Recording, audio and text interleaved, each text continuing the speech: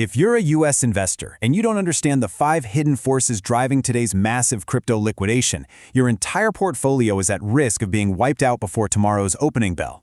Because the surprising truth is, while your feeds are flooded with geopolitical panic, the real killer is an invisible, coordinated exit by institutional money that nobody is talking about. Think about it. While retail traders are aggressively panicking over Middle Eastern geopolitics, Wall Street just quietly drained nearly $1.9 billion from spot ETFs to pump traditional tech stocks to absolute record highs. Welcome to Crypto Global News. Like, share, and subscribe right now if you are watching this without a subscription. You are missing the alerts. Click subscribe to stay on the timeline. It's completely free for you, but it gives me the motivation to keep making more explainers like this. You absolutely need to be inside this loop to survive what comes next. By the end of this explainer, you'll get the exact macroeconomic blueprint to navigate this crash and precisely position your assets before the pivotal US PCE inflation data drops tomorrow. You're going to have a clear, actionable line of sight on how institutional capital is moving and exactly how you can shield your portfolio from the fallout.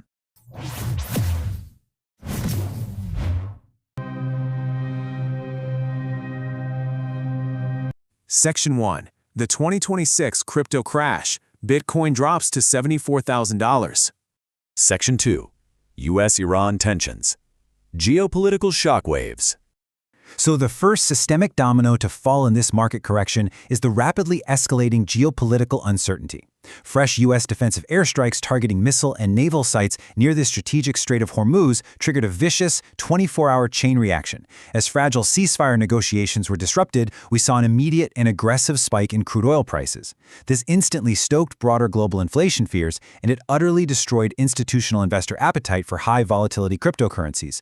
The shockwave culminated in a massive $350 million derivative liquidation flush. The market was caught completely off guard. Section 3. The ETF Exodus. Institutional Flight. Look, the mainstream headlines want you completely focused on the Middle East, but the smart money data tells a far more concerning story about internal market mechanics. Institutional demand has entirely frozen. We're looking at a prolonged multi-day streak of heavy net redemptions, led predominantly by BlackRock's IBIT and Fidelity's FETH.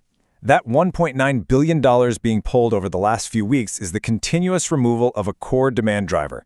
It has effectively left the spot market completely without a structural price floor. This is exactly why I strongly advise you to join our Telegram channel for real-time tracking of these critical outflow alerts. When the floor falls out, you need to be the first to know, not the last. Section 4. Capital flight to tech. The opportunity cost. That $1.9 billion didn't just disappear into thin air. Capital never sleeps, it just relocates. It triggered a massive capital flight fueled by extreme opportunity cost anxiety among major asset managers. Just look at this stark contrast.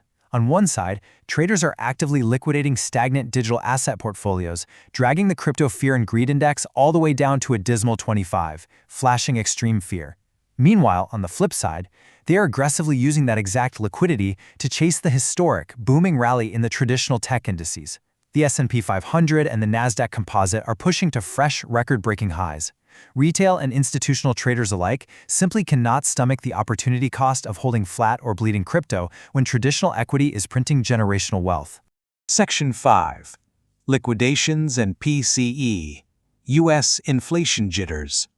This brutal, calculated capital rotation forced major short-term support bands to break, leading to catastrophic technical failures across the board. Technical momentum is entirely broken right now. Bitcoin is currently trading well below its 12-hour 20-period exponential moving average. When we drop below those major short-term support bands, it triggered a massive leverage flush.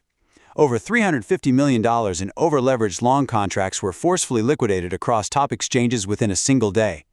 Short-term bears now have absolute, unchecked control over the price action. The longs have been completely cleared out of the order books. And the hammer hasn't even fully dropped yet.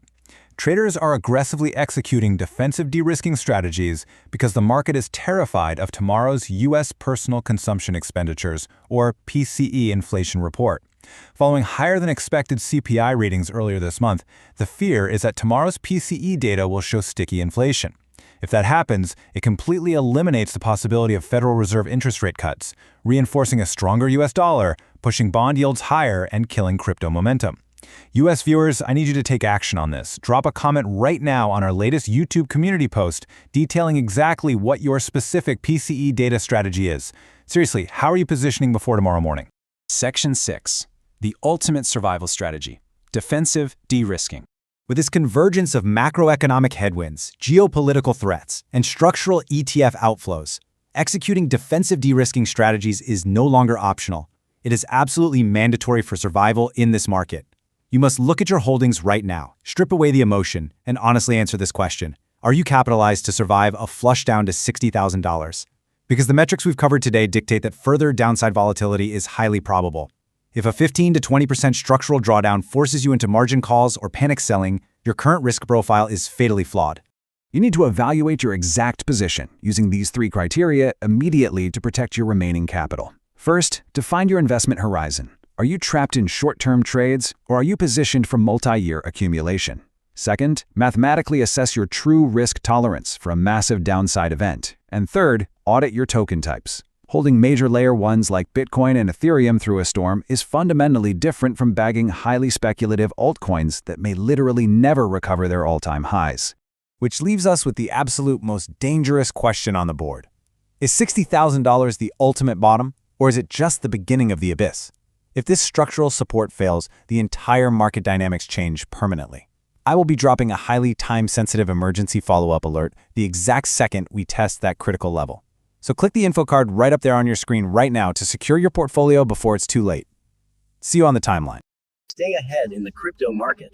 Subscribe now for the latest global news and updates.